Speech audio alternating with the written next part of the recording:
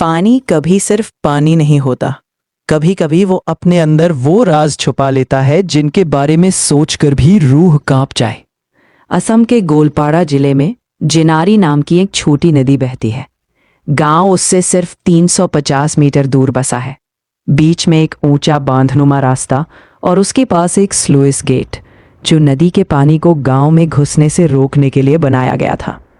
दिन में बच्चे वहीं से कूदकर नहाते थे, मछुआरे जाल डालते थे और शाम तक जाल मछलियों से भर जाते थे। लेकिन कुछ साल पहले सब बदल गया। 3 लड़के एक दोपहर उसी गेट से कूदे, 2 वापस ऊपर आए, तीसरा नहीं। कुछ मिनट बाद वो ऊपर तो आया लेकिन उसकी सांसें नहीं थीं।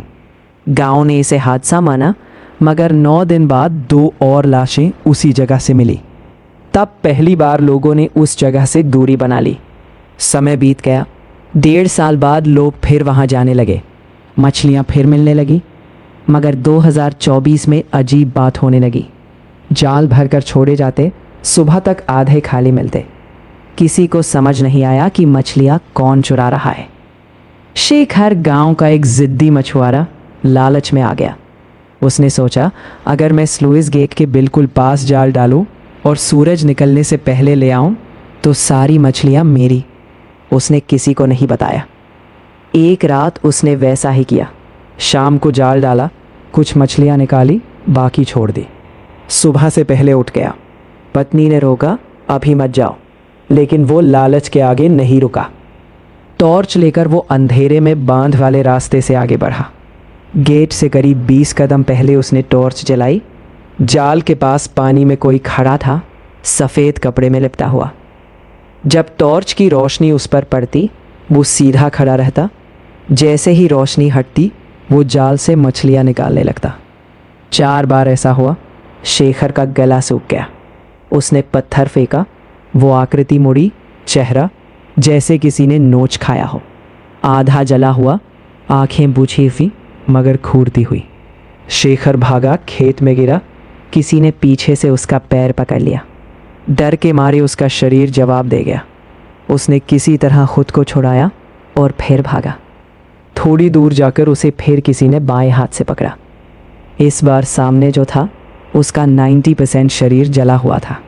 त्वचा लटक रही थी, चेहरा पहचान से परे। शेखर ने कांपते हुए भगवान का नाम लिया और हाथ में पकड़ी धारदार औजार से वार कर दिया। वार पड़ते ही वो आकृति धुएं की तरह गायब हो गई।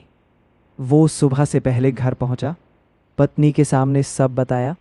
तभी उसे रसोई से बर्तनों के गिरने की आवाज़ आई। पत्नी को कुछ सुनाई नहीं दिया।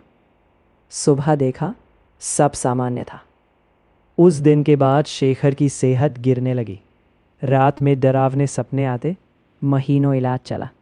फिर मंदिर में पूजा करवाई गई। पुजारी ने कहा, जिसे तुमने देखा वो अधूरी मौत है और तुम बचे सिर्फ इसलिए क्योंकि तुमने ऊपर वाले को याद किया। गांव में 2017 से 2020 के बीच वही स्लुइस गेट बन रहा था। आखिरी दिनों में एक मजदूर वहीं से गिरकर मरा था। कुछ लोग कहते हैं वही है, कुछ कहते हैं उन 3 डूबे लड़कों की बेचैन आत्माएं हैं। सच क्या है कोई नहीं जानता, लेकिन आज भी जिनारी नदी के उस स्लुइस गेट के पास सूरज ढलने के बाद कोई नहीं जाता, क्योंकि वहाँ पानी बहता ज़रूर है, पर लगता है जैसे कोई और भी बह रहा है, जो जाल से सिर्फ मछलियाँ नहीं, कभी कभी इंसान भी निकाल लेता है।